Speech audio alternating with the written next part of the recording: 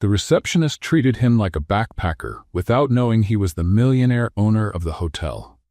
Before we begin the story, let us know in the comments, what city are you watching from? And at the end, don't forget to rate this story from 0 to 10. Enjoy the story.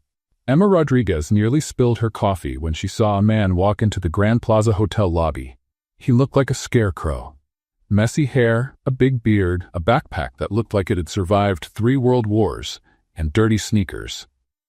"No, no, no," Emma muttered as she left the front desk and rushed toward the stranger. "Sir, excuse me, sir."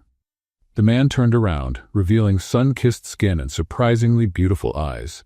For a second, Emma hesitated. There was something in his eyes that didn't match the rest of his rough appearance. "Are you lost?" she asked, forcing a professional smile as she positioned herself between him and the guests having afternoon tea. "I can give you directions to the nearest hostel. It's only 6 blocks away." Michael Blackwood held back a laugh. 3 weeks hiking in the Colorado mountains had turned him into exactly that, a bearded wanderer with dirty clothes. And now, back at his own hotel, one of his employees was trying to send him away. "Actually," he said, adjusting the strap of his torn backpack, "I'd like a room." Emma blinked twice, sure she'd heard him wrong. "Eh? Room? Here?" She glanced nervously at the other guests. Mrs. Wellington, a New York socialite, was already making that disgusted face that meant she'd soon file a complaint. "Sir, this is the Grand Plaza. Our rooms start at $500 per night and go up from there." Michael nodded seriously. "I understand." "The hostel on 47th takes daily payments," Emma whispered, lowering her voice.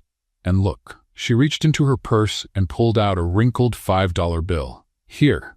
For a sandwich. You look really thin." Her unexpected kindness caught him off guard. Michael looked at the bill, probably her own lunch money, and something shifted in his chest. When was the last time someone cared if he was hungry? Not the billionaire CEO, but just him. "That's very kind," he said, genuinely touched. "But I really do need a room. I have a credit card." Emma let out a dramatic sigh. "Backpackers always cause trouble," she muttered, glancing around. "All right, but if there's any problem—" She made the universal "you're out" hand gesture. "Promise, no trouble." As they walked back to the front desk, Emma subtly signaled Tony, the security guard, to keep an eye on him. The man was too polite to be just a typical drifter, but still, better safe than sorry. "Name?" she asked, fingers hovering over the keyboard. "Michael Blackwood." Emma typed without looking up. "ID and credit card, please." Michael handed her a dusty driver's license. "What type of room would you like, sir?" "What do you have available?" Emma checked the system. "We have a very nice standard room," she said, selecting the cheapest option. $250 per night. "Actually," Michael said, a hint of amusement in his voice, "how about the presidential suite?" Emma stopped typing. "The presidential suite? If it's available." "Sir, the presidential suite is $3,000 per night." "That's fine." Emma stared at him like he'd grown a second head. Was he serious? She double-checked the system. The suite was available, but "I'll need to run your payment first," she said slowly, "for verification." Michael handed her a matte black credit card. Emma held it under the light, checking for signs of fraud, then ran it through the machine. She held her breath, fully expecting it to be declined. "Approved." She looked at the screen, then at Michael, then back at the screen. That went through," she murmured in disbelief. "Great. But—" Emma lowered her voice.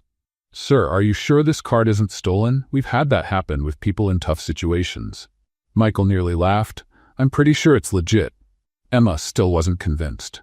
Discreetly, she picked up the front desk phone and dialed the bank. "Hello? This is Emma Rodriguez from the Grand Plaza Hotel. I need to verify a transaction." She whispered the card numbers, keeping an eye on Michael. "Yes, I'll hold." Michael pretended to look at a tourist brochure while she waited. Judging by the look on her face, he could guess what the other side of the line was saying. "Mr. Blackwood?" "Yes, VIP client." "Credit limit? Let's just say there isn't one, ma'am." "I see," Emma said into the phone, her voice rising an octave. "Yes, thank you." She hung up and stared at Michael with a strange expression. "Everything went through?" he asked innocently. "Yes, it did. But I still need you to sign a few documents, just to confirm your signature." Emma had Michael sign the registration form, then a second form, then a third. With each signature, she carefully compared it to his ID, frowning like a seasoned detective. "One more thing," she said, pulling out her phone. "I need a photo for our security records. Standard procedure for special guests." Michael patiently posed while Emma took 3 photos, each with the flash on. "All set," she finally said, handing him the key card. "The suite is on the top floor, the elevator." "Emma?" a man's voice interrupted. "Is everything all right?" Emma turned to see Richard Morgan, the general manager, walking over with a professional smile. "No problem at all, Mr. Morgan. Just checking in, Mr." She glanced at Michael. Blackwood. Richard's reaction was immediate. His eyes widened, and his smile shifted from polite to genuinely respectful. "Mr. Blackwood," he exclaimed, reaching out to shake hands. "It's a pleasure to have you back. How was your trip?" Emma looked on, confused, as Richard greeted Michael like someone important. "It was eye-opening," Michael replied, shaking the manager's hand. "Very different from what I'm used to." "I can imagine," Richard laughed, "if there's anything you need." "Actually," Emma cut in, lowering her voice. "Mr. Morgan, may I speak to you for a moment, privately?" Richard looked surprised but nodded. Emma pulled him a few steps away and whispered urgently, "Be careful. He might be a very skilled scammer. The card went through, but—" She motioned toward Michael. "Look at him. Something feels off." Richard followed her gaze. Michael was calmly admiring a flower arrangement, his worn-out backpack at his feet, totally unaware of the conversation. "Emma," Richard said slowly, "do you know who that man is? A washed-up heir? Someone who won the lottery?" Emma shrugged. He didn't want to give many details. Richard opened his mouth, then closed it, then opened it again. "He won the lottery?" Across the lobby, Michael had caught parts of the conversation. "Won the lottery?" He smiled to himself. Why not? It was a lot easier than explaining the billions in inheritance and investments. "Yes," he said, walking back over. "The lottery. Still getting used to all of this." He gestured vaguely toward the fancy lobby. Emma nodded, satisfied her theory was correct. It made sense. A lottery winner, still new to wealth, not yet used to dressing for upscale places. "Well," Richard said, still processing everything, "congratulations on the winnings. If you need any advice about investing or—" "Actually," Emma interrupted, feeling suddenly responsible. "I've already given him a few basic tips, things people with sudden wealth should know." Michael bit his lip to hold back a laugh. "Emma's been very helpful?" "I'm sure," Richard muttered, glancing between them like he was trying to solve a puzzle. "Well, Mr. Blackwood," Emma said, returning to her professional tone, "your suite is ready. Breakfast is served from 6 to 10. Room service is available 24 hours a day, and—" She hesitated. "If you need help with anything, I'm always here." The sincerity in her voice touched him again. "Thank you, Emma. Really." As Michael walked toward the elevators, backpack slung over his shoulder and moving far too casually for someone headed to the most expensive suite in the hotel, Emma turned to Richard. "Keep an eye out," she whispered. "New lottery winners are easy targets for scammers." Richard slowly nodded, still trying to come to terms with the fact that one of the wealthiest men in the country had just been mistaken for a homeless person by his own employee. "I'll keep my eyes open," he promised. As the elevator doors closed, Michael finally let the smile escape. 3 weeks in the mountains had given him a new perspective on his golden life, but Emma had just given him something even more valuable: the experience of being treated like a regular person. The next morning, Emma arrived at work with a mission. She had spent the entire night feeling guilty for judging Michael so harshly. The man had won the lottery, a life-changing event that should be celebrated, and she had treated him like a potential criminal. Even worse, he clearly had no idea how to behave in a high-end setting. She felt it was her moral duty to help him adjust to the world of the wealthy before he made some kind of embarrassing mistake. Emma opened a notepad and began writing quickly. "Survival Guide for Newly Rich," she scribbled at the top of the page, then crossed it out and wrote, "Basic Guide, How Not to Look Poor in Fancy Places." The list grew fast. Never wear flip-flops in the lobby or any public area. Don't ask for discounts at the front desk, even if the prices seem too high. Don't put food from breakfast in your pockets, no matter how tempting. Always greet the staff politely, but don't get too personal. Use utensils for everything, even pizza if needed. Don't take pictures of your food. That screams, first time here. Never ask how much things cost at the restaurant. Use the restroom to wash your hands, not for a full-body cleanup. Don't talk about prices with other guests. Dress properly. No torn shorts at dinner. Emma read over the list with satisfaction. It was complete, practical, and most importantly, it would save Michael from future embarrassment. When Michael walked into the lobby at 10 in the morning, still wearing the same worn-out jeans, but at least freshly showered, Emma stopped him right away. "Mr. Blackwood, perfect timing." She waved the paper in front of him. "I've prepared something that'll really help you." Michael read the title and almost choked. "Guide on how not to look poor?" "Exactly," Emma beamed with pride. "Basic rules to help you adjust to your new financial situation. Trust me, this will help you avoid awkward moments." Michael scanned the list, trying not to laugh. "Use utensils for pizza. Don't photograph food." Was she serious? "This is very thorough," he said. 2 years of experience dealing with all kinds of hotel guests," Emma said confidently. "I can spot a newly rich person from a mile away. No offense." "None taken," Michael mumbled, still wrapping his head around getting etiquette advice from a 26-year-old employee. "Let's start with the basics," Emma said. "Rule number 1, never wear flip-flops in the lobby." Michael looked down at his worn sneakers. "What if I don't have the right shoes?" "Uh-huh." Emma pulled a card from her purse. "My friend Patricia works at a shoe store 3 blocks from here. Tell her I sent you and she'll give you the staff discount." The irony was perfect. One of the richest men in the world being told how to save money on shoes. "Thank you," Michael said seriously. "That's very helpful." "You're welcome. Now, rule number 5, use utensils for everything, even pizza." "For pizza?" Michael pretended to be shocked. "But pizza's meant to be eaten with your hands." Emma shook her head firmly. "Not in places like this. Rich folks eat pizza with a fork and knife, always. Even pepperoni pizza? Especially pepperoni pizza. The more casual the food, the more formal the way to eat it should be." Michael nodded seriously, like he was learning ancient wisdom. "Got it. Fork and knife for pizza. Noted."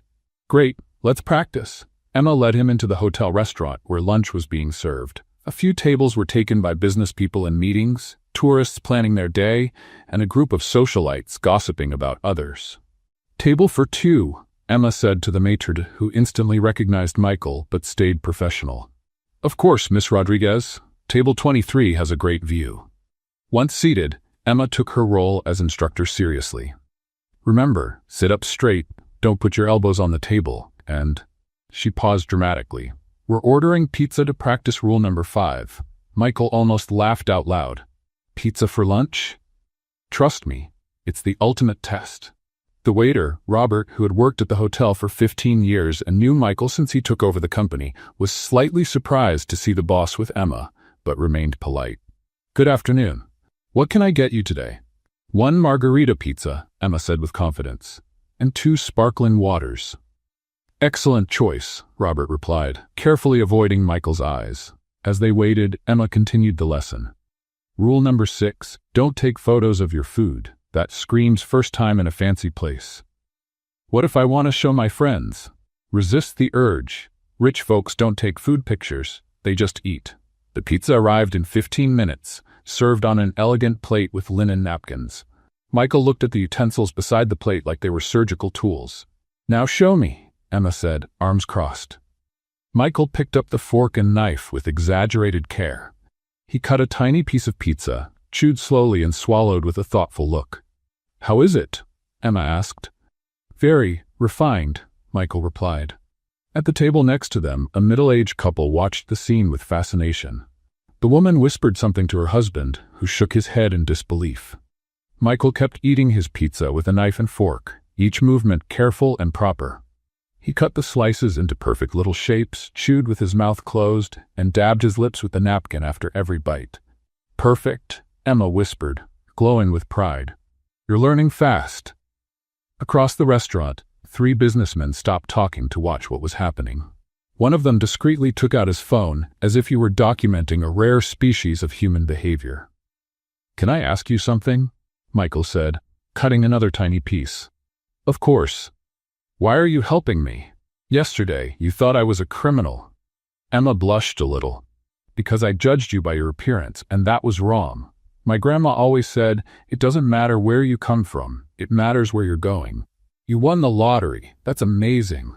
You deserve every chance to fit in properly. The sincerity in her voice touched Michael deeply. Here was someone truly concerned for his well-being, not knowing he already had more chances to fit in than he could ever use in one lifetime. Your grandmother sounds wise, he said. She was. She cleaned houses for wealthy families and always told me that the real difference between social classes isn't money, it's knowledge. Knowing how to behave, what to wear, how to talk. Emma gestured expressively. That's why I'm sharing what I know with you. Michael stopped eating, truly moved. Emma, that means a lot to me. You're welcome. It's the least I can do. They finished lunch with Michael showing excellent mastery of the knife and fork pizza technique. When they left the restaurant, Emma was practically floating with satisfaction. Lesson 1, complete, she announced. Tomorrow, we'll move on to rule number 7, never ask about prices at a restaurant.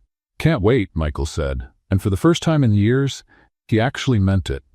As Emma went back to work, glowing from having saved a new rich guy from future embarrassment, Michael headed up to his suite smiling. 3 weeks in the mountains had taught him about simplicity, but Emma was teaching him something even more valuable.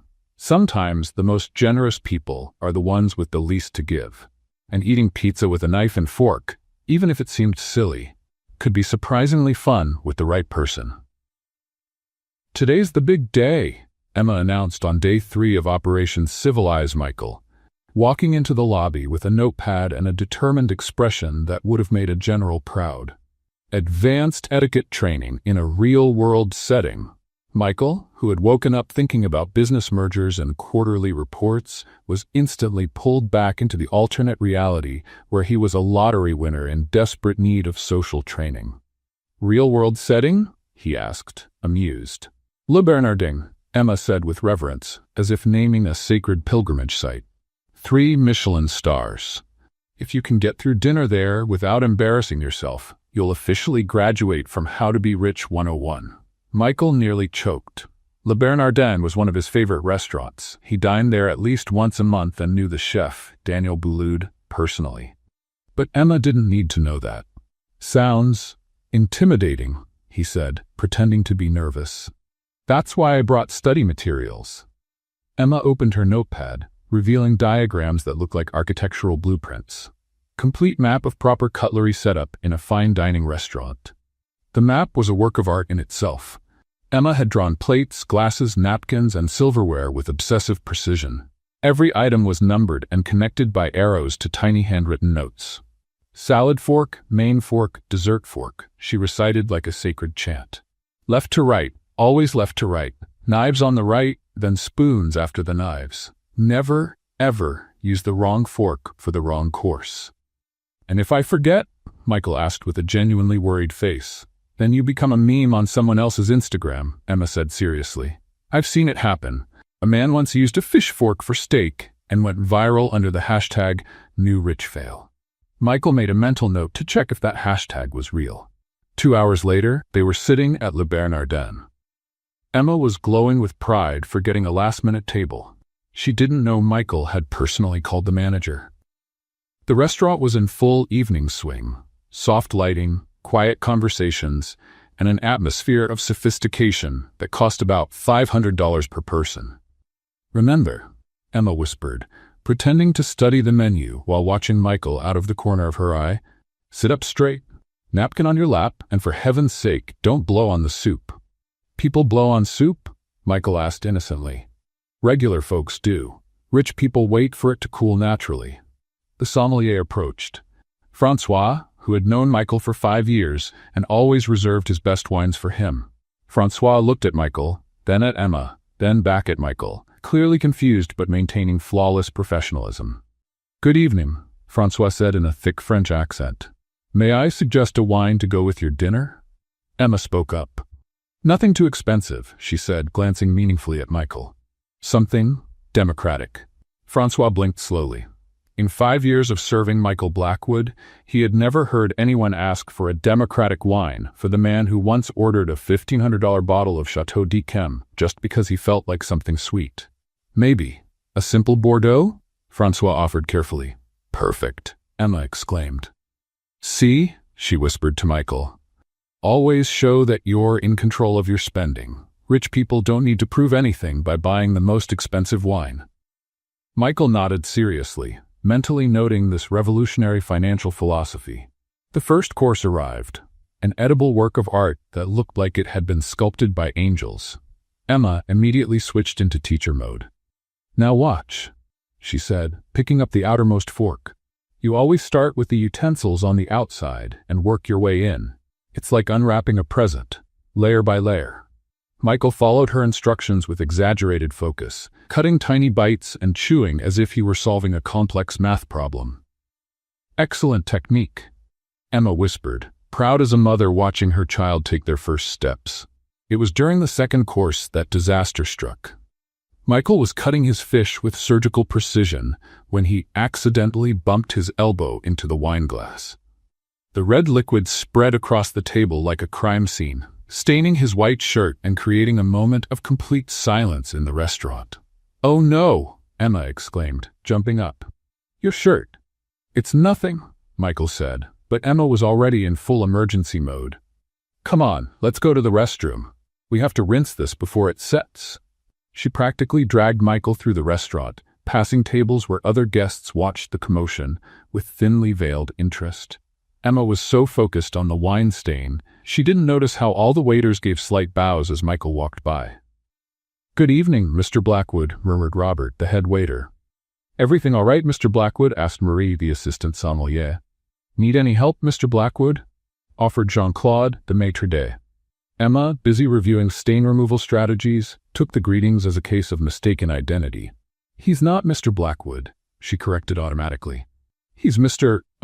Michael, the lottery winner." The staff exchanged puzzled looks, but kept their professional smiles. In the men's room, Emma insisted on walking him to the door.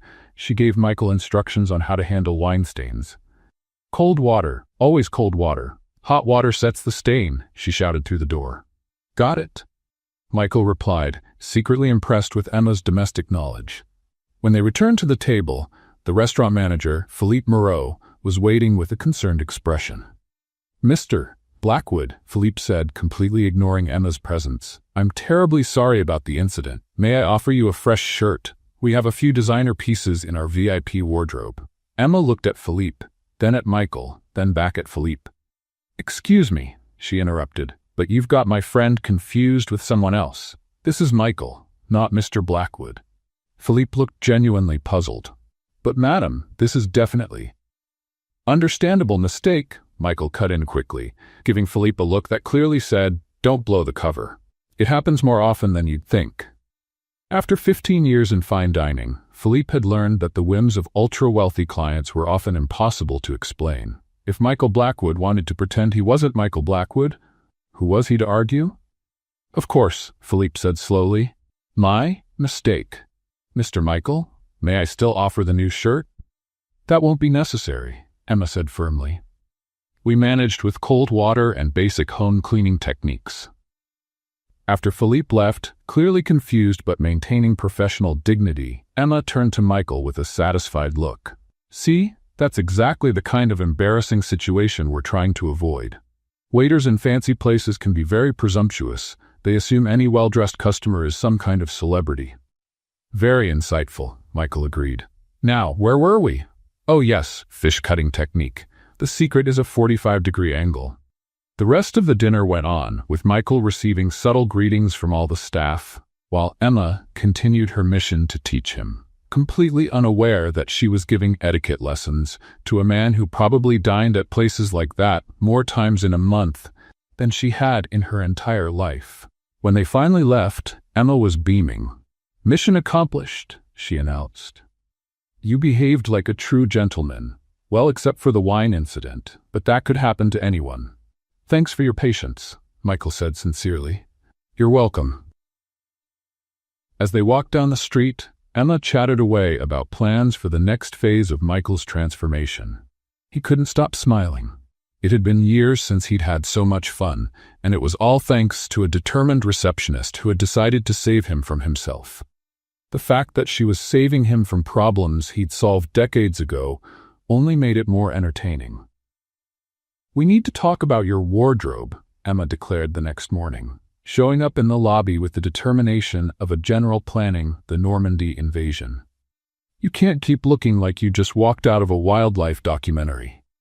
Michael looked down at his clothes, faded jeans, a cotton t-shirt, and the same worn-out sneakers that had caused such a stir 3 days ago. To be fair, Emma had a point. "Do you have a suggestion?" he asked, pretending to be helpless. "Suggestion?" Emma laughed as if he had asked if she had plans to colonize Mars. "Michael, I have a master plan. We're going to turn you from backpacker to millionaire in one afternoon." She pulled a list from her pocket, because of course there was a list. Emma Rodriguez didn't do anything without proper documentation. "First stop, Macy's. Second floor, men's section. We'll get as many clothes as possible for the lowest price using advanced bargaining tactics I learned from watching reality shows about couponers." Michael blinked slowly. "Advanced bargaining tactics? From reality shows?" "Extreme couponing and bargain hunters," Emma said proudly. "I watched all the seasons, twice. You'll be amazed by my skills." 40 minutes later, they were at Macy's, with Emma marching through the aisles like a military commander inspecting troops. Michael followed her, fascinated by how seriously she approached the mission of buying clothes. "First," she said, stopping dramatically in front of a suit section, "we need to establish your new visual identity. You want to look new money, but not new money who doesn't know how to spend it." "There's a difference?" Michael asked, genuinely curious. "Oh, there's a huge difference," Emma replied, picking out a navy blue suit. "New money who knows how to spend buys quiet quality. New money who doesn't know how to spend buys loud, flashy stuff that screams, 'Look at me, I have money.'" A salesman approached. Stephen, a middle-aged man with a perfectly trimmed mustache and a professionally friendly smile. "Can I help you?" Stephen asked. "Yes," Emma exclaimed, taking full control of the situation. "My friend here needs a full wardrobe, suit, shirts, ties, shoes, everything, but we want fair prices." Stephen looked at Michael, then at Emma, trying to make sense of the unusual dynamic between them. "Of course, I can show you some options," Stephen began. "Wait," Emma interrupted, raising her hand like a traffic officer. "Before we see anything, I need to know, do you offer discounts for bulk purchases?" "Well, we do have a few promotions." "What kind of promotions? Specific percentages? Free items? Let's talk actual numbers." Michael watched, captivated, as Emma questioned poor Stephen like he was a suspect in a police investigation. She had pulled out a notepad and was literally taking notes on the store's discount policies. "If we buy 3 shirts, do we get a discount on the 4th?" Emma asked. "We have a buy 2, get 3 deal." "And ties? What's the deal with ties?" "Emma," Michael tried to gently interrupt, "maybe we could just look at the clothes." "Shh," Emma motioned for him to be quiet. "This is the most important part. Never start negotiating after you fall in love with the product. Always set the terms first." Stephen looked at Michael with an expression that clearly said, "First time shopping with her, huh?" "Let's start with suits," Emma finally announced. "Show us 3 options in the mid-price range, and I want to see the price tags before he tries anything on." Stephen led them through the section, showing suits ranging from $400 to $800. Emma examined each tag like it was a legal document, taking notes and murmuring numbers to herself. "This one," she said, pointing at a $600 Hugo Boss suit. "What's your best offer?" "Well, the price is $600. $600 is the tourist price," Emma said with a confidence she definitely hadn't earned. "What's the price for serious customers buying multiple items?" Stephen looked around nervously, as if he were about to share military secrets. "I can check with my manager about maybe 5%. 5%? Emma acted shocked. Stephen, you're dealing with a customer who's about to spend thousands today. Thousands. 5% is what you give someone buying socks." Michael was trying so hard not to laugh that his shoulders were shaking. Emma had turned into a ruthless negotiator, using bargaining tactics that probably worked better at flea markets than in department stores. "Let me speak with the manager," Stephen sighed, clearly out of his depth. As Stephen walked away, Emma turned to Michael with a triumphant look. "See? You have to show that you're not desperate. Salespeople can sense desperation from a mile away." "You're impressive," Michael said sincerely. Stephen returned with an older, stern-looking man, probably the manager. "I understand you're looking to make a substantial purchase," the manager said with professional calm. "Exactly." Emma clapped her hands. "My friend here needs a full transformation. Flexible budget, but we want real value for our money. I can offer 10% off your total if you spend over $1,000. Emma pretended to consider the offer as if it were an international peace treaty. 15%, she countered, and free alterations. 12% with free alterations. Deal. Emma reached out her hand dramatically. 2 hours later, Michael stood in front of the fitting room mirror, wearing the Hugo Boss suit, a crisp white shirt, and a blue silk tie. The transformation was remarkable. From scruffy traveler to polished executive in a matter of minutes. "Oh my goodness," Emma exclaimed as he stepped out. "Michael, you look like a CEO." "Because I am one," Michael thought, but out loud he said, "You think so?" "Think so? I'm sure." "Stephen, we'll take it all. The suit, 3 shirts, 2 ties, and those black Oxford shoes." Stephen started calculating the total. "We're at $2,040 before the discount." "And with our negotiated discount?" Emma asked eagerly. $1,836. Emma turned to Michael with a smile bright enough to light up Times Square. "We saved over $200. $200, Michael." "Impressive," Michael agreed, pulling out his credit card. "But wait," Emma said, grabbing his arm.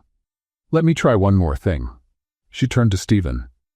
"That $200 tie my friend was looking at. What's the best price you can do?" Stephen looked at the Hermes tie Michael had casually mentioned. "Well, the general discount already applies."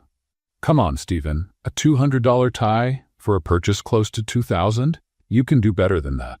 After another 10 minutes of intense bargaining, Emma got the price down to $150. "Victory!" she cried, doing a small victory dance in the middle of the store. $50 off a tie. I'm a bargain genius." Michael paid the bill, smiling as Emma proudly shared her negotiation tactics with every employee who would listen. "The trick," she explained to a passing cosmetic saleswoman, "is never accept the first price. Never. There's always room to negotiate if you know how to push." As they left the store, Emma carrying several shopping bags like war trophies, Michael quietly excused himself to use the restroom. In reality, he went back to Stephen. "The difference my friend negotiated," Michael said quietly, handing over $300 in cash. "You can keep it as a tip. She worked hard and deserves to feel like she got a real win." Stephen looked at the money, then back at Michael. "Sir, this is very generous." "And Stephen?" Michael smiled. "If she ever comes back here, make sure she always gets the discounts she asks for. She's got a good heart." When Michael rejoined Emma on the sidewalk, she was still glowing with victory. "Michael, do you realize what we just did? We turned you into a refined man and saved a fortune. I should seriously think about becoming a personal shopper." "You really should," Michael agreed, watching as Emma arranged the shopping bags with a kind of proud, motherly care. As they walked back to the hotel, Emma excitedly planning the next phase of Michael's makeover. He thought about how strange and wonderful it was to see someone get so happy about saving $50 on a tie that cost less than what he usually tipped waiters. Emma Rodriguez was teaching him the real value of money, one lesson at a time, and he was enjoying every minute of it. The next day, Emma showed up in the lobby carrying a picnic basket that looked like it had been packed by an Italian grandmother worried about underfed grandchildren. "Surprise!" she announced, swinging the basket like she'd just won the lottery. "Today we're doing something different. No etiquette lessons or shopping, just good old-fashioned fun in Central Park." Michael looked at the overflowing basket. "How many people are you planning to feed?" "Just us, but..." Emma blushed a little. "Maybe I went overboard. I cook when I get nervous, and last night I was very nervous." "Nervous about what?" "About today." Emma waved her arms dramatically. "I've never had a picnic with a, lottery winner. What if you're used to caviar and champagne? What if peanut butter sandwiches are offensive to your newly refined taste? Michael held back a laugh. Emma, I grew up on peanut butter sandwiches. They're my favorite. Emma's face lit up. Really? Oh, thank goodness, because I made 12 different kinds. Peanut butter and jelly, peanut butter and banana, peanut butter and honey. 12 kinds? Michael interrupted, impressed. And I brought chips, homemade cookies, apple juice, and… Emma opened the basket to reveal a feast big enough for a small army. Maybe a few brownies. 40 minutes later, they were sitting on a checkered blanket in Central Park, surrounded by enough food to feed a festival. Emma had picked a spot under a tree with a view of the lake, where families were picnicking and couples were out on dates. Perfect, Emma declared, lining up the sandwiches like little soldiers. Nature, fresh air, and homemade food. This will help keep you grounded after your life change. Michael took a bite of a peanut butter and banana sandwich, savoring not just the nostalgic flavor, but also the irony of it all. When was the last time he'd eaten in a public park? Probably in college, over a decade ago. Tell me about your dreams, Michael said, genuinely curious. You mentioned you want to write. Emma's eyes lit up. Well, I've always wanted to write stories about ordinary people in extraordinary situations. Like, she waved half a sandwich, like a receptionist who finds out her neighbor is actually a retired secret agent, or a librarian who wins the lottery and travels the world hunting for rare books.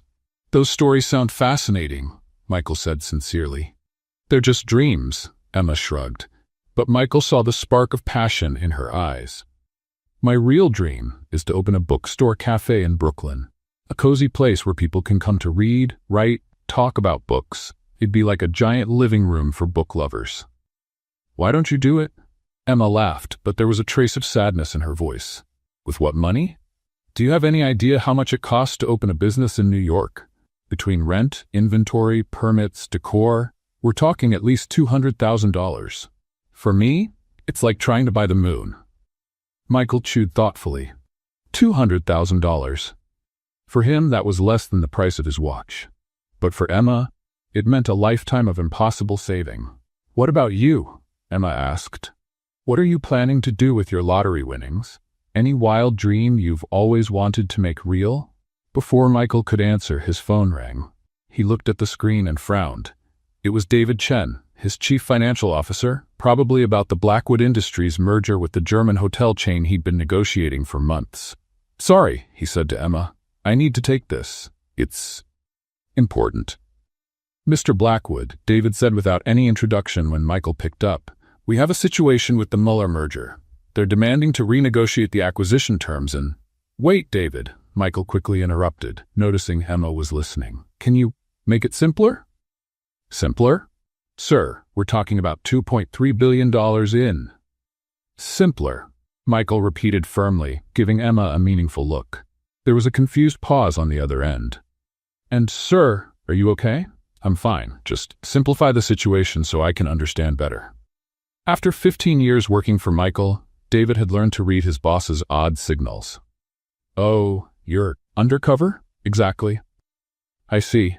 Well, sir, let's say the big promotion you were waiting for at work is getting complicated by some company regulation changes. Michael almost laughed at David's attempt to turn a huge corporate merger into ordinary office language. And what do you suggest? Maybe it's better if we discuss this in person, at your home, later?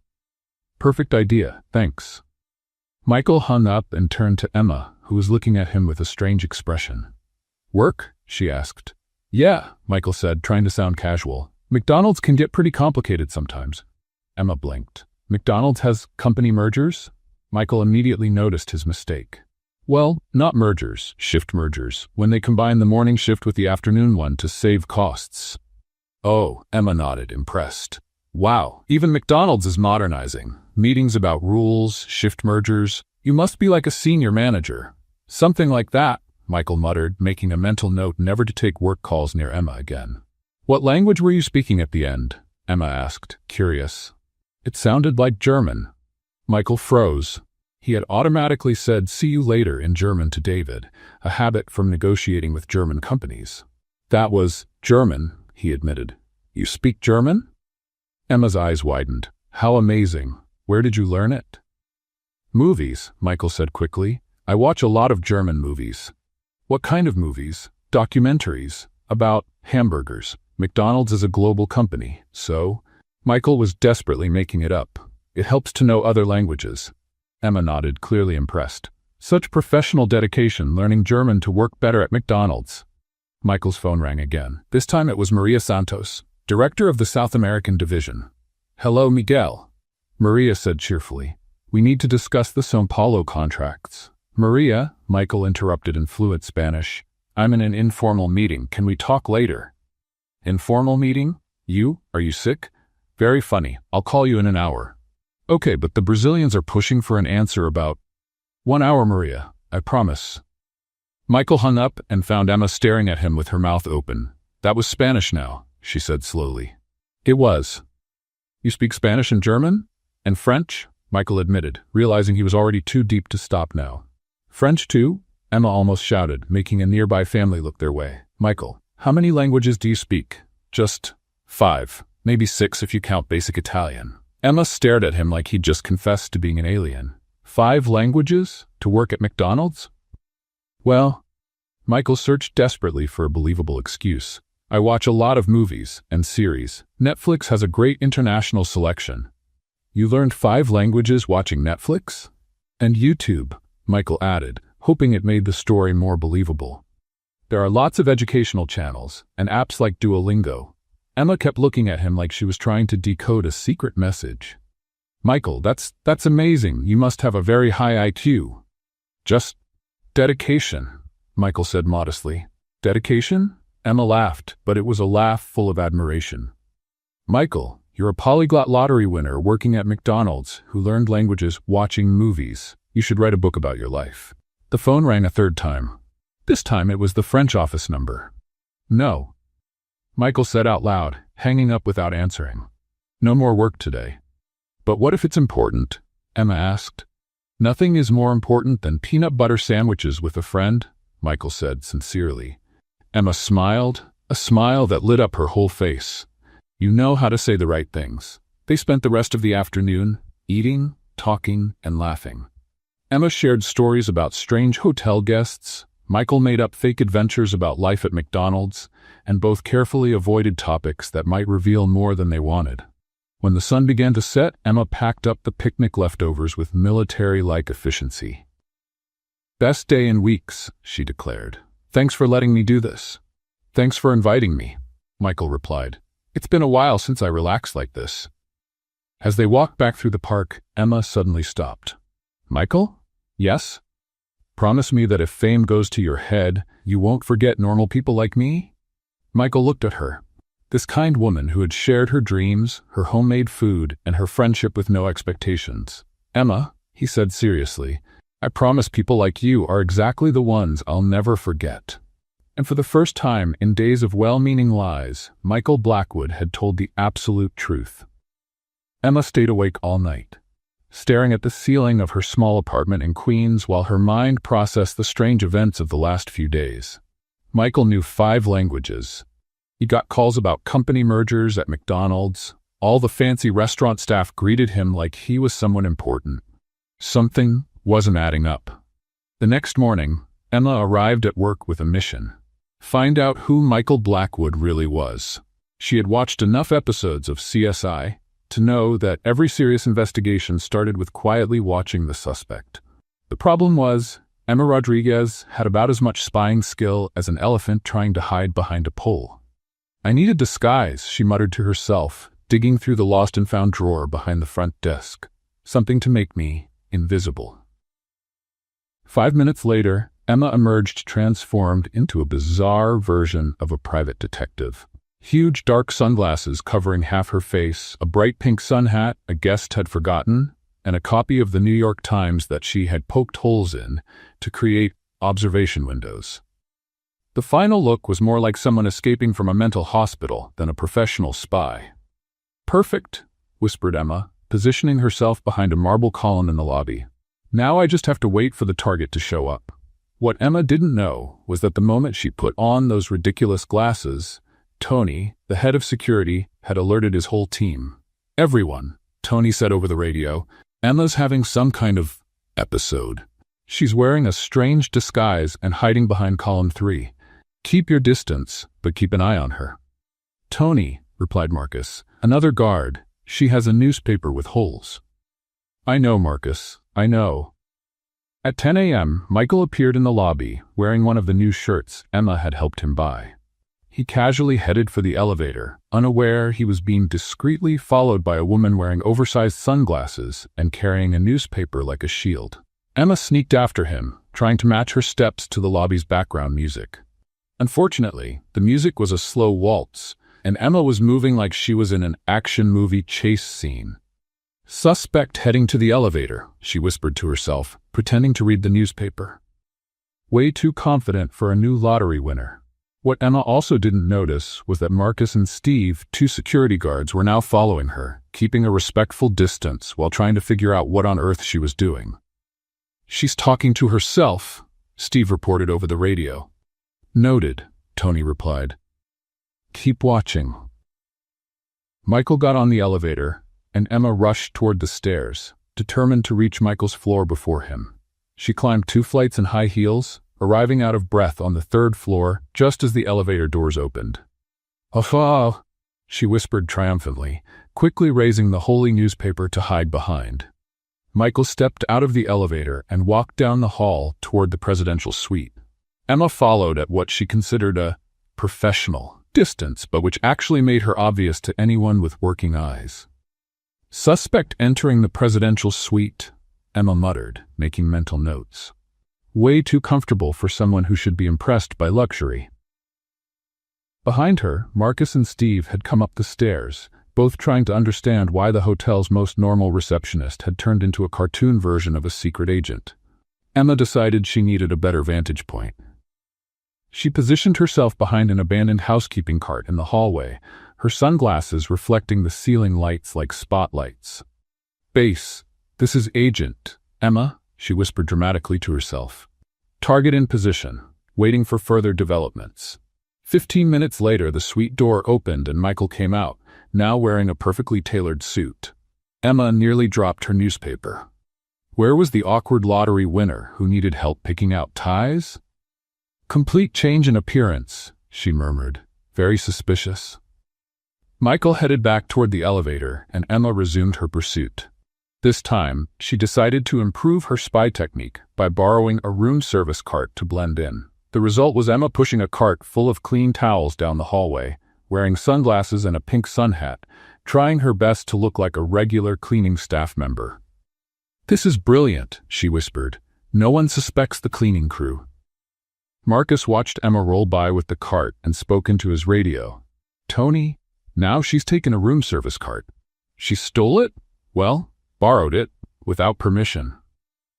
Keep watching, and someone tell housekeeping they're missing a cart. Emma followed Michael down to the ground floor, where he walked into the general manager's office. She parked the cart behind a giant decorative plant and pulled out her hole-punch newspaper again. Through the makeshift holes in the New York Times, Emma saw Michael step into Richard Morgan's office and close the door. The 2 men began a serious conversation, gesturing and looking at documents. A secret meeting with management, Emma whispered excitedly. This confirms everything. What Emma couldn't hear was the real conversation. Michael, I need to talk to you about Emma, said Richard. She's been acting strange. Strange how? Michael asked. Well, yesterday she asked me about security protocols for identifying corporate spies. And today, she showed up dressed like… Honestly, I don't even know how to describe it. Michael looked out the office window and saw Emma crouched behind a plant, wearing enormous sunglasses and holding a newspaper with holes in it. Oh, said Michael, trying not to laugh. Let me handle it. But in Emma's mind, the serious conversation between Michael and Richard only confirmed her growing suspicions. Corporate spy, she whispered dramatically. Probably planted here to steal business secrets. That's why he speaks 5 languages and gets mysterious phone calls. Emma was so deep into her theory that she didn't notice Steve had walked up behind her. Emma? Steve said gently. Emma screamed and jumped back, knocking over the room service cart and sending towels flying across the lobby. Steve, she shouted, still wearing the giant sunglasses. You scared me. Emma, are you okay? You're hiding behind plants. I'm not hiding, Emma said with wounded dignity, adjusting her pink hat. I'm investigating. Investigating what? Emma glanced around, noticing several guests watching the scene. She lowered her voice to a conspiratorial whisper. Michael isn't who he says he is, Steve. I have proof. What kind of proof? He speaks 5 languages, gets calls about corporate mergers, and I just saw him having a secret meeting with Mr. Morgan. Emma gestured dramatically with the hole punch newspaper. He's obviously a corporate spy. Steve looked at Emma, giant sunglasses, pink hat, wild theory, and made an executive decision. Emma, he said gently, how about taking a little break? Maybe get some coffee? I can't stop now, Steve. I'm about to expose an international spy ring. At that moment, Michael walked out of Richard's office and saw Emma in the middle of the lobby, surrounded by scattered towels, wearing a disguise that could be seen from outer space. Emma? He asked, clearly concerned. Are you okay? Emma turned to him, and even through the ridiculous sunglasses, Michael could see the suspicion shining in her eyes. I'm just fine, Michael, she said, putting extra emphasis on his name. Just observing hotel activity to improve guest service. Michael looked at the pink hat, the giant sunglasses, the hole punch newspaper, and the scattered towels. In disguise? He asked, trying not to laugh. It's not a disguise, Emma protested. It's an alternative uniform for behavioral observation. And that was the moment Michael Blackwood realized his little joke had created a monster, and Emma Rodriguez completely convinced she had uncovered an international conspiracy. And he had no idea how to fix it without telling the truth. After the whole spy disguise incident, Michael knew he had to do something drastic. Before Emma called the FBI to investigate what she thought was a case of corporate espionage. The solution he came up with was risky. A romantic dinner. Well, not exactly romantic, he muttered to himself as he made the arrangements. More like a thank you dinner that might seem romantic depending on how the moon hits the table. Michael had asked the staff to set up the hotel's private rooftop terrace, a space usually reserved for corporate events and celebrity weddings. But instead of going all out with baccarat crystal and imported orchids, he gave very specific instructions. Make it look like a lottery winner tried to plan something fancy. The result was a strange mix of genuine simplicity with unintentional touches of luxury that Michael just couldn't completely hide. Emma showed up at the terrace at 7 p.m., wearing the nicest dress she owned, a simple black one she had bought on clearance 2 years ago. When she saw the setup, her suspicions about Michael momentarily vanished, replaced by pure surprise. Michael, she whispered, looking around, this is beautiful. And it really was. String lights, which cost $300 each, not that Emma needed to know, gave the space a warm glow. A small table was set with plain white plates, Hermes but subtle, and there were candles, $400 handmade ones that smelled like Himalayan jasmine but looked completely ordinary. I wanted to thank you, Michael said, clearly nervous, for everything you've done to help me. The makeover, the etiquette lessons, the advice. Without you, I'd still be trying to eat pizza with my hands. Emma laughed, and the last of her doubts melted away. This didn't feel like a corporate spy. It felt like a genuinely grateful man. You didn't have to do all this, she said, touched by the gesture. I wanted to, Michael replied sincerely, and he meant it. He truly wanted to thank Emma, even if his reasons were more complicated than she knew. Dinner started off perfectly. Michael had ordered food from the hotel restaurant, but asked for simple dishes, grilled salmon, rice pilaf, and steamed vegetables. Nothing too fancy that might raise questions about his comfort with fine dining. So, Emma said as they ate, sorry about earlier today. I guess I got a little paranoid. Paranoid about what? Michael asked innocently. Well, Emma blushed. Promise you won't laugh? Promise. I kind of thought you might be a corporate spy. Michael nearly choked on his salmon. A corporate spy? I know. It sounds ridiculous now. But you speak all those languages, you get mysterious phone calls, and Emma waved her fork around. Everyone seems to know who you are, like you're famous or something. Maybe I just have one of those familiar faces, Michael offered. That must be it, Emma agreed, relieved to finally have a rational explanation. Like Tom Hanks, everyone swears they've met him. They kept talking and laughing, the mood getting more and more relaxed. Emma shared stories about her family, her dreams of becoming a writer, and her theories about why wealthy hotel guests always made the most impossible requests. "Last week," she said, waving a spoonful of rice, "a woman asked me to make it rain less because it was ruining her honeymoon. Like I control the weather." Michael laughed out loud. "And what did you say?" "I told her I'd check with the weather department." Emma made air quotes with her fingers. "She was happy and tipped me $5. That's when disaster struck.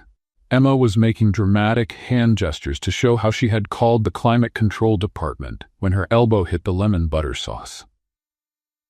The plate tipped, spilling yellow sauce all over the front of her black dress.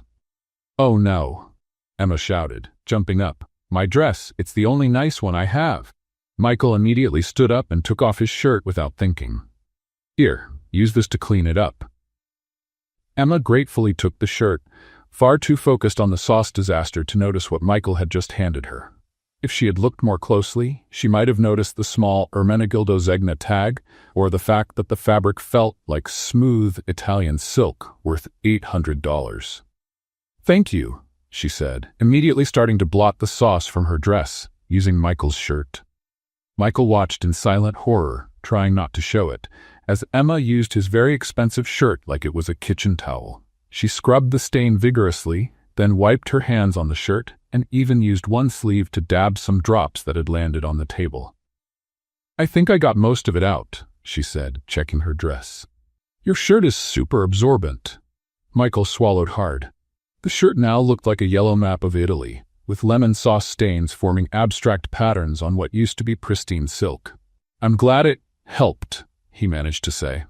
"I'll wash it and bring it back tomorrow," Emma promised, still completely unaware of the value of the garment she was steadily destroying. "Butter sauce comes out pretty easily if you know the right trick." "Don't worry about it," Michael said quickly, picturing Emma tossing the shirt into a regular washing machine with bargain detergent. Emma, feeling like she'd ruined the evening, began apologizing over and over. "Michael, I'm so sorry. I messed up the whole night. You put together this beautiful dinner and She motioned to the stained dress and ruined shirt. "I'm a disaster when it comes to fancy situations." "Emma," Michael said firmly, "you didn't ruin anything. Accidents happen." "But your shirt, it's just a shirt. A shirt that cost more than Emma's monthly salary, but still, just a shirt." Emma looked at him with admiration. "You're very understanding. Most men would have been upset." "Why would I be upset? Over a little sauce?" "Because," Emma hesitated. "Well, that shirt must have cost at least $50. Even for someone who just won the lottery, $50 is still a lot." Michael nodded seriously. "That's true. $50 is a fair amount." Emma felt even worse. "Look, I'll buy you a new shirt. It might take me a few weeks. I'll have to save up, but—" "Emma, no," Michael interrupted. "It was an accident. And besides," he smiled, "it was worth it just to see you in action with your stain-fighting skills. You've got some very enthusiastic techniques." Emma laughed, finally relaxing. "I learned from my grandmother. She used to say, any stain can be removed if you're determined enough." "Your grandmother was a wise woman." They finished dinner with Emma still wearing the $800 Italian silk shirt tied around her waist like an apron, occasionally wiping her hands on it whenever she picked up something that might stain. Michael watched every move like someone witnessing a car crash in slow motion, unable to stop it, but oddly fascinated. When they finally said goodbye, Emma was still wearing the shirt. "That was the loveliest night," she said sincerely. "Thank you for showing me that lottery winners can be regular people." "Thank you for showing me that regular people can be extraordinary," Michael replied. After Emma left, Michael stood alone on the terrace, looking at the lemon sauce stains still on the table. He pulled out his phone and called his personal assistant. "James, I need you to order 12 more of those blue Zegna shirts I always wear. I have a feeling I'm going to need them."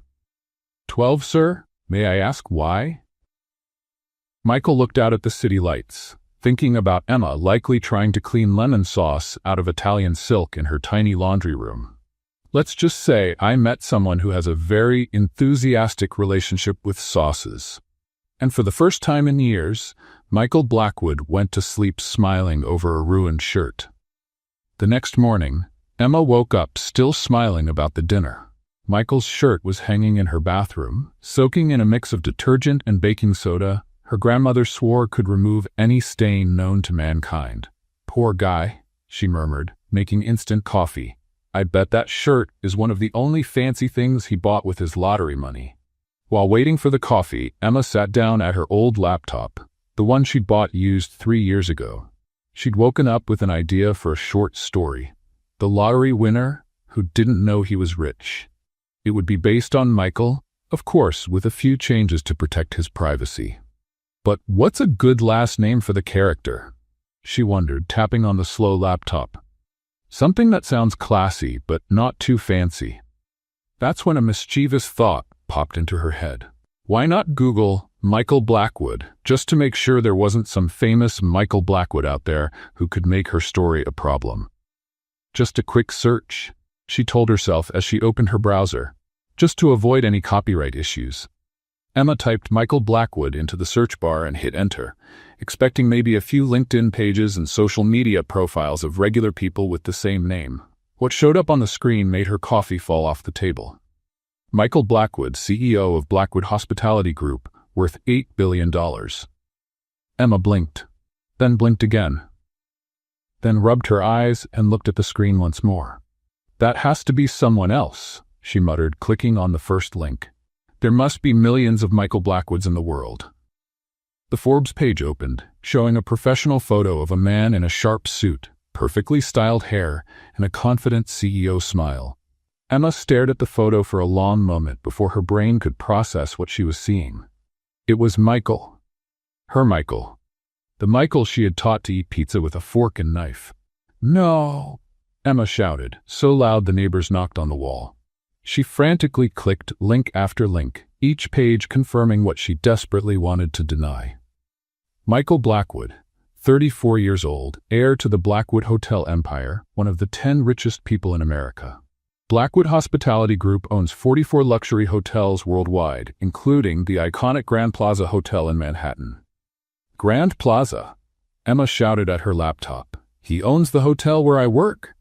She kept reading, each line hitting her like a punch in the stomach. Known for his private nature and quiet philanthropy. Graduated from Harvard Business School with honors. Speaks 6 languages fluently. 6 languages. Emma grabbed her hair. "I told him he learned from watching Netflix." Memories started hitting her like grenades of embarrassment, offering him $5 to buy a sandwich. Suggesting he stay at a hostel on 47th Street. Teaching him how to use utensils properly. Negotiating discounts for him at department stores, explaining how not to look poor in fancy places.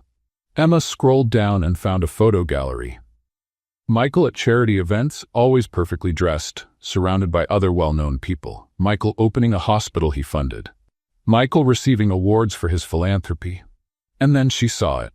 A photo of him at a fundraising event, wearing the exact same shirt she had turned into a cleaning rag the night before. $800, she read in the caption describing the billionaire's casual, elegant look. The Ermenegildo Zegna shirt worth $800. Emma looked toward her bathroom, where that $800 shirt was soaking in a mix of baking soda and detergent. "I ruined an $800 shirt," she screamed, falling off her chair. But the worst part was still ahead. Emma found a recent Vanity Fair article titled, "Why the Ultra-Rich Are Slumming. The New Trend of Living Like Regular People." Slumming? Emma read in growing horror. More and more billionaires are trying out living like regular people as a form of escapism. The realization hit Emma like a speeding garbage truck. Michael wasn't a lottery winner trying to adjust to the rich world. He was pretending to be poor for fun. He was slumming with me. Emma shouted into her empty apartment. I was his social experiment. She imagined Michael laughing with his billionaire friends about the clueless receptionist who tried to teach him manners. Probably making jokes about her money-saving tips, her lessons on how not to look poor, her awkward bargaining attempts. Emma stood up and started pacing her tiny apartment, waving her hands in the air. "Manual on how not to be poor," she yelled, remembering the list she had made. I wrote a manual on how not to be poor for a billionaire. She remembered how proud she felt when he used a fork and knife to eat pizza, how she had praised herself for teaching him, how touched she was by his gratitude for her advice. He must have thought it was hilarious, Emma muttered, her face burning with embarrassment. The foolish receptionist trying to teach America's richest man how to act refined. Her phone buzzed. It was a message from Michael. "Good morning. Hope the shirt wasn't too much trouble to clean. Can we meet for lunch?" Emma looked at the message. Then at the gala photos of Michael on her laptop. Then back at the message. "Meet for lunch," she read out loud. "So he can keep having fun at my expense." Emma typed back, "Sure." "Can't wait for our next etiquette lesson, Mr. Blackwood." She hit send before she could change her mind. 2 minutes later, her phone rang. It was Michael calling. Emma stared at the screen, imagining the look on his face when he realized the game was over. Part of her wanted to answer and yell at him. Another part wanted to pretend nothing had happened and go on living in ignorance. But the part that won was the one drowning in embarrassment and wanting to hide under the bed for the next 10 years. Emma let the phone ring. She closed the laptop and went to the bathroom to check if there was still any hope for the $800 shirt. There wasn't. "Well," she muttered, looking at the ruined shirt. "Now I know why all the waiters greeted him." And so, Emma Rodriguez did the only rational thing a person could do after realizing she'd spent weeks playing the fool for a billionaire. She crawled back into bed and pulled the covers over her head. Emma spent 2 hours under the blanket, planning her confrontation speech. She decided she wasn't just going to disappear and let Michael keep enjoying the joke. No, she was going to march right into that hotel and tell him exactly what she thought. Unfortunately, Emma forgot it was Tuesday morning, peak tourist time at the Grand Plaza. The lobby was packed with Japanese tourists taking photos, a group of senior travelers from Texas checking in, and at least 3 influencers filming affordable luxury in Manhattan. Emma pushed through the crowd like a general heading into battle, still wearing the clothes she'd slept in. Her hair looking like it had been styled by a tornado. Michael was at the front desk talking to Richard about the monthly reports when he saw Emma walking toward him like a guided missile. "Emma?" he called out, worried by the look on her face. "Are you? You made a fool out of me," Emma shouted across the crowded lobby. Silence fell instantly. Tourists stopped snapping photos. The Texas seniors stopped complaining about room prices. Even the influencers paused their videos. "Emma," Michael tried, lowering his voice, "can we talk in private?" "Talk in private?" Emma laughed hysterically. "Like you talked in private with your billionaire friends about the dumb receptionist who tried to teach you table manners?" Michael spotted at least 5 tourists pulling out their phones to record. "I never said anything like that to anyone," he said sincerely. "Of course not." Emma was now in full fury mode. "You just quietly laughed while I made a complete fool of myself." She started counting on her fingers, her voice rising with each item. "I taught you how to eat pizza with a knife and fork." A Japanese tourist whispered something to his wife, clearly asking if this was some kind of theater performance. "I made you a manual on how not to be poor." The Texas group was clearly enjoying the free show. "I taught you how to use coupons." 2 influencers began recording discreetly, sensing viral content. "I told you not to steal hotel amenities from your own hotel." Michael bit his lip so hard he nearly bled, trying not to laugh at the absurdity. "Emma," he tried again, "please let me explain." "Explain what?" Emma threw her arms up dramatically. "How funny it was when I offered a billionaire $5 to buy a sandwich," the crowd murmured. "Billionaire?" someone whispered. "Or how hilarious it was when I suggested you stay at a hostel," Emma went on, now holding the audience in the palm of her hand. "Or when I bargained like crazy to get you a discount on your $200 tie." Michael noticed Richard standing behind the counter, watching the scene like it was a live soap opera. "And the best part," Emma continued, voice dripping with sarcasm, "was when I explained why rich people are out of touch with reality to one of the richest men in America." A tourist started clapping, thinking it was part of the hotel's entertainment program. "Emma, please." Michael took a step closer. "No." Emma held up her hand like a traffic cop. "Don't come near me. I can't believe I fell for your act." "It wasn't an act. It was what? A social experiment? A charity project? A way to feel better about yourself by pretending to be normal?" Michael opened his mouth to answer, but Emma wasn't finished. "Oh, and thank you for ruining my favorite blouse with lemon sauce on an $800 shirt that I used as a cleaning rag." The crowd murmured again. $800 for a shirt was impressive, even for wealthy tourists. "Wait," Michael said, confused. "You ruined your shirt?" "Your shirt," Emma shouted. "I ruined your $800 shirt using it to wipe up sauce." Michael blinked. "Emma, you didn't ruin anything. I have dozens of those shirts." That was clearly the wrong thing to say. "Dozens," Emma almost exploded. "You have dozens of $800 shirts?" Richard discreetly signaled security to take position. Not to restrain Emma, but to manage the growing crowd. "And you know what else?" Emma went on, clearly running on pure emotional exhaustion. "I bet you even had my life investigated. You checked my financial background just to make sure I was poor enough for your slumming experiment." Michael froze. Emma saw the look on his face, and her world collapsed. "You did investigate me," she said quietly, all the anger turning into deep pain. "You really looked into my life." "Emma, it's standard security protocol." "Security protocol?" Emma shouted, now with tears in her eyes. "You violated my privacy just to have fun with me." The crowd murmured uncomfortably. This had stopped being entertainment. It was clearly something personal and painful. "I never meant to hurt you," Michael said honestly. "But you did," Emma said, her voice cracking. "You made me feel special, like I was helping someone. And the whole time I was just entertainment." Emma looked around, realizing for the first time that dozens of people were filming and taking pictures. "Perfect," she muttered. "Now I'm going to be a meme too." And then Emma Rodriguez did the only thing a person with dignity could do after finding out she'd been tricked by a billionaire in front of 50 tourists with cameras. She turned around and marched out, tripped on the revolving door, gathered herself, and marched out again. The crowd erupted in murmurs and camera flashes. Michael stood in the lobby, surrounded by curious tourists, and the sound of Richard urgently whispering into his radio about damage control. And for the first time in his life, Michael Blackwood felt like the poorest man in the world.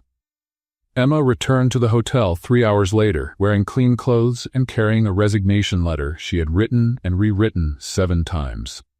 She had decided her only option was to leave with dignity, hand in her notice formally, and disappear from the face of the earth.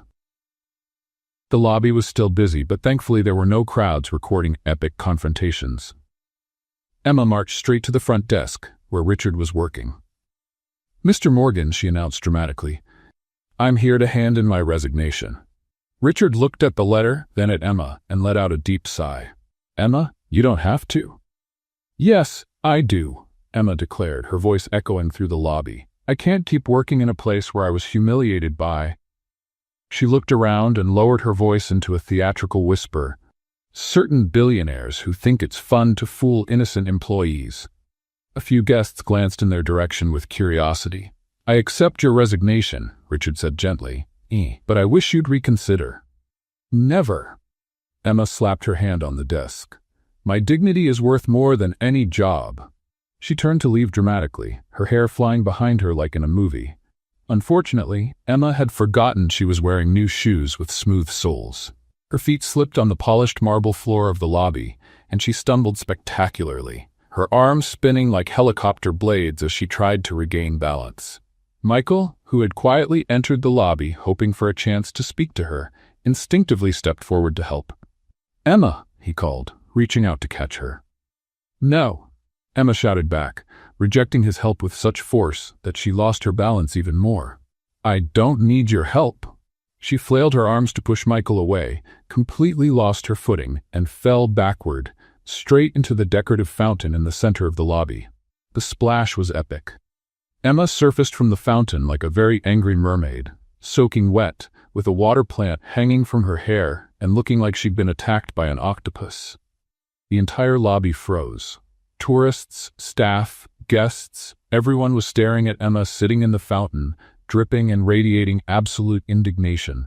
"I'm fine," she shouted to no one in particular, trying to keep her dignity while pulling seaweed off her face. "Perfectly fine." Michael stepped toward the fountain. "Emma, let me help." "I said I'm fine." Emma tried to rise from the fountain with dignity, but her foot slipped again, and she landed back in the water with another splash. That was the moment when at least 6 people started recording. Emma finally managed to get out of the fountain with the dignity of a soaked cat, leaving a trail of water and pond plants across the marble lobby. "I'm going home now," she announced, trying to sound dignified despite dripping with chlorinated water. "I wish you all a have a dry day." She headed toward the exit, leaving wet footprints behind her when she realized she had lost a shoe in the fountain. Emma looked at the shoe floating among the lily pads, then at the crowd watching, then at Michael, who was clearly trying not to laugh. "You can keep the shoe," she said with as much dignity as she could gather. "Consider it a farewell gift." And so Emma Rodriguez walked out of the Grand Plaza Hotel, limping on one foot, leaving behind a trail of water, a floating shoe, and what would soon become the most viral video of the week. 3 hours later, Emma was home, trying to forget the most embarrassing day of her life, when her phone started buzzing non-stop with notifications. The first video she saw had 2 million views, and the title, "Receptionist Teaches Billionaire How to Be Poor. Epic Fountain Ending." The second had 3 million, "Hotel Karen Attacks Billionaire Owner and Falls in Fountain." The third, with 5 million views, "Plot Twist, She Tried to Teach Manners to the Hotel Owner." Emma scrolled through the comments. "I lost it when she yelled about discount coupons. His face trying not to laugh is everything. Better plot twist than Netflix. Someone give this woman a reality show." Emma threw the phone on the couch and shouted to the empty apartment, "I'm a meme." Her phone rang. It was her best friend Jessica. "Emma, you're on TikTok." "I know," Emma groaned. "You've got 5 million views. You're famous." "Famous for falling into a fountain after teaching a billionaire how to use coupons," Emma sighed. "Just like I always dreamed." "On the bright side," Jessica said cheerfully, "at least now you have an interesting story to tell." Emma looked at the phone, still buzzing with notifications. "Jessica? Yeah? Next time I say I'm going to confront someone dramatically, remind me to wear shoes with grip." And just like that, Emma Rodriguez became internet famous for all the wrong reasons, proving that sometimes life has a very particular sense of humor when it comes to dignity and decorative fountains. 2 weeks after the fountain incident, as Emma now called it in her head, she got a job at Books and Tears, an independent bookstore in Brooklyn that looked like it had been decorated by someone who believed chipped teacups and dying plants were the height of bohemian sophistication. The owner, Harold, a man in his 60s with a philosopher's beard and glasses he insisted were vintage, though they were clearly from the last century, hired her mainly because he wanted to boost foot traffic in the store. "You're famous," Harold said on her first day.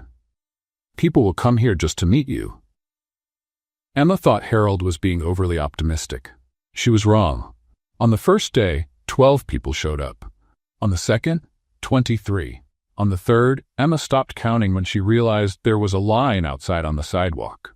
"You're the fountain girl," a woman in her 20s exclaimed, holding up her phone like Emma was a celebrity.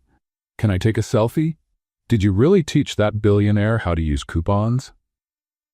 asked a middle-aged man, clearly fascinated. "My daughter watched the video 50 times, said a proud mother. "She says you're a feminist icon for standing up to capitalist patriarchy." Emma looked at Harold, who was beaming as he watched sales go through the roof. "Maybe," Emma said slowly, "I should create a themed section." And so the Books for People Pretending to Be Poor section was born. A carefully curated collection of books on household budgeting, social etiquette, and memoirs by wealthy people who chose to live like the poor for the experience. The section included classics like How to Live on $1 a Day When You Have Billions, Survival Guide for Former Rich People, and Emma's personal favorite, Slumming for Dummies. "It's a brilliant social critique," Emma explained to a journalist from the Brooklyn paper who came to interview the new local literary sensation. "It explores the disconnect between economic privilege and genuine human experience." Emma had learned to talk like that after watching several documentaries on contemporary art. The section became so popular that Harold asked Emma to create themed workshops. "Workshop on how to spot disguised billionaires," Emma announced to an audience of 20 people at the bookstore.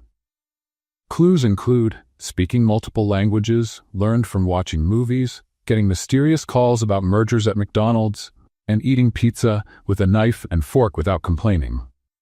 The audience laughed and took notes as if they were in a college lecture. While Emma was building her new career as a disguised rich people detector, Michael Blackwood was going through the worst identity crisis of his adult life. Sitting in his office on the top floor of Blackwood Tower, he stared out at the city and felt completely empty. Emma had been the first person in years to treat him like a regular human being, and he had ruined everything. Even worse, her words kept echoing in his head. Rich people are out of touch with reality. Was she right? Was he really that disconnected? That's when Michael decided to make a bold change. He was going to follow every money-saving tip Emma had taught him. "Mr. Blackwood," said James, his assistant, entering the office, "the French restaurant confirmed your reservation for tonight and—" "Cancel it," Michael said. "I'll eat at home. Peanut butter sandwich." James blinked. "Sir? And James? Next time we go to the grocery store, remind me to bring coupons." "Coupons, sir?" "Discount coupons," Emma said, "saving money matters." Over the next few days, Michael's team watched with growing concern as their boss started practicing domestic savings strategies. He began bringing peanut butter sandwiches to work in brown paper bags. He started using coupons at the supermarket, causing confusion and delays when trying to use 50-cent coupons on $1,000 purchases. He began reusing paper napkins to avoid waste. He stopped drinking his $500 wine and switched to juice boxes. "Mr. Blackwood," said David Chen, his financial director, during a meeting, "the shareholders are concerned. There are rumors you're having financial trouble." "Why?" Michael asked, chewing a peanut butter sandwich. "Well, sir, yesterday you were seen using a $2 coupon at Whole Foods. The manager posted about it on Instagram." Michael sighed. "David, do you think I'm out of touch with reality?" "Sir? Normal people use coupons, David. Maybe I should learn to be more normal." David looked at his millionaire boss, eating a peanut butter sandwich and wearing a tie that clearly had been washed at home and came out a bit wrinkled, and came to the only logical conclusion. Michael Blackwood was having a breakdown over a receptionist. And the worst part was, Emma probably had no idea about the chaos she had caused in the life of Manhattan's richest man. Emma was organizing the books for people pretending to be poor section when the bookstore bell rang. She looked up, expecting another fan of the viral videos, and almost knocked over a pile of books on home budgeting. Michael Blackwood stood in the doorway. But this was a completely different Michael. Regular jeans, not designer, a plain t-shirt, no Italian label, and sneakers that looked like they'd been bought at a normal shoe store. "Emma," he said hesitantly, "can I talk to you?" Emma looked around. Thankfully, it was Monday morning and the bookstore was empty, except for Harold at the back, organizing poetry books and pretending not to listen. "Are you here to sue me?" Emma asked, crossing her arms. "Because technically I still owe you an $800 shirt."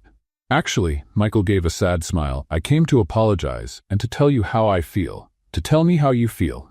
Michael took a deep breath. "Emma, I'm in love with you." Emma blinked. "You're what?" "In love. Completely. Hopelessly. Ridiculously in love." Michael stepped forward. "And before you say it's impossible because we haven't known each other that long, or because I lied, or because you fell into a fountain." "You saw the videos?" Emma interrupted, horrified. "All of them. 47 times." Michael smiled genuinely for the first time in weeks. "My favorite is the one where you yell about discount coupons. 5 million views and counting." Emma covered her face with her hands. "I'm a meme." "You're the most genuine person I've ever met," Michael said seriously. "Emma, you gave me $5 to buy food, not because you wanted something from me or thought I could help you, just because you thought I was hungry." "You looked skinny," Emma mumbled through her hands. "When was the last time someone cared if I was hungry?" Michael asked, more to himself than to her. "Not the CEO, not the billionaire. Just me? I'd never met anyone who saw me as a regular person." Emma slowly lowered her hands from her face. "Michael, I know I lied. I know I hurt you. But those weeks with you were the happiest I've had in years. You even taught me how to eat pizza with a fork and knife." He laughed. You made me a guide on how not to be poor, which, by the way, is still completely wrong, Emma said, though a smile was starting to form on her lips. And you showed me that sometimes the most valuable thing we can give is genuine attention. Emma studied him for a moment. I don't hold a grudge, she said finally. To be honest, it was kind of fun teaching a billionaire how to be human. Michael laughed, relieved. So is there any chance you'll forgive me? I already did. Emma hesitated. But I have a confession. What is it? Emma walked over to the counter and pulled out a small box. I kept all the coupons you forgot during our outings. She opened the box, revealing a neatly organized collection of discount coupons. I figured rich people always forget to save money, so Michael looked at the collection. $2 discounts on pizza, 50 cents off ice cream, 10% off dry cleaning. You kept my coupons, he said, truly touched. I thought maybe you'd need them someday. Michael picked up one for sandwiches. Emma Rodriguez, would you be my girlfriend? Seriously? Emma smiled. A billionaire is asking me out in a small bookstore in Brooklyn? A man who learned how to use coupons is asking out the woman who taught him how to be human. Michael corrected her. Emma considered it. All right, but I have one condition. What's that?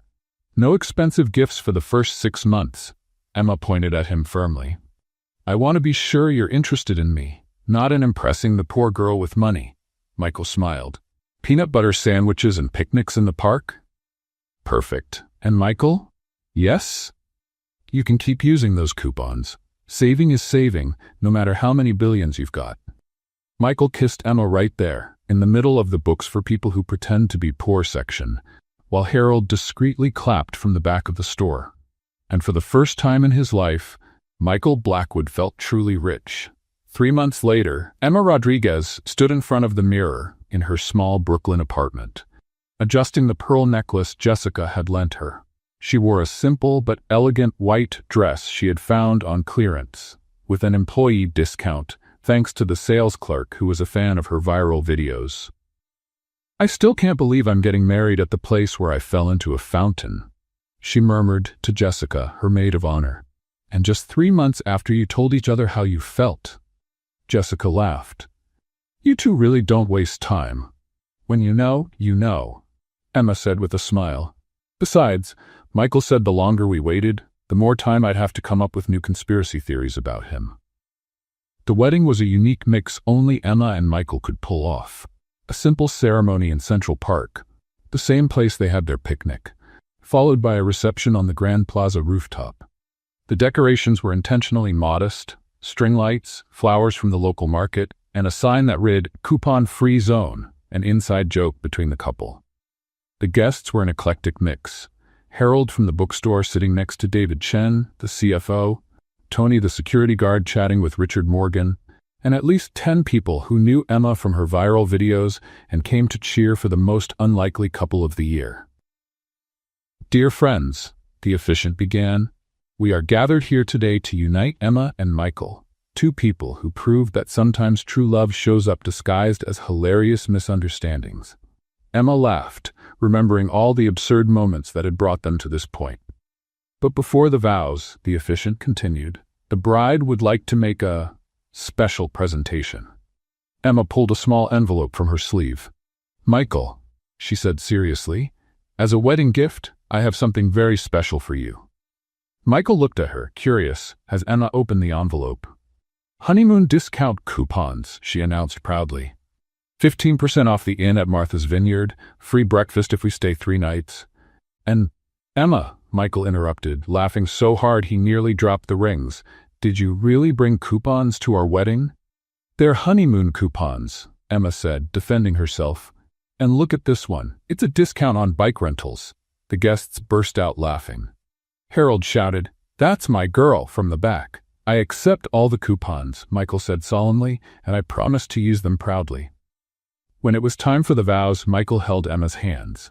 Emma, he began, 3 months ago, you taught me something no business school ever could.